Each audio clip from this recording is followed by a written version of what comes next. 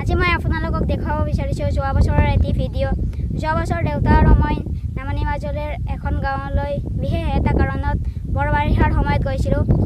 কৰতিপাৰৰ পৰা নামনিৰ অঞ্চলসমূহ সম্পূৰ্ণ জলমগ্ন হৈ আছিল। অঞ্চলৰ গাঁওসমূহলৈ যোৱা ৰাস্তা ঘাটবিলাক বানপানীয়ে ভৰাই পেলাইছিল। আমাক আগবঢ়াই নিবলৈ মানুহ ঘৰলৈ ফোন কৰিছিলোঁ। প্ৰায় এঘণ্টামানৰ পিছত নাওলৈ আমাক আগবঢ়াই নিছিল। নাৱেৰে গৈ থাকোঁতে প্ৰাকৃতিক দৃশ্যবোৰ উপভোগ কৰি গৈছিলোঁ। গাঁৱৰ গৰু-ম'হবোৰ চৰাবলৈ ঠাইৰ অভাৱ হৈছিল। ইয়াৰে আটাইতকৈ ভাল লগা দৃশ্যটো আছিল গোৱাল কেইজনমানে একঁকাল পানীত ম'হৰ পিঠিত উঠি বাঁহী বজাই ম'হ চৰাই থকা দৃশ্যটো। এইখিনিতে মোৰ ভিডিঅ' নতুনকৈ চোৱাসকললৈ এটি অনুৰোধ, মোৰ চেনেলটি প্লিজ ছাবস্ক্ৰাইব কৰি দিব।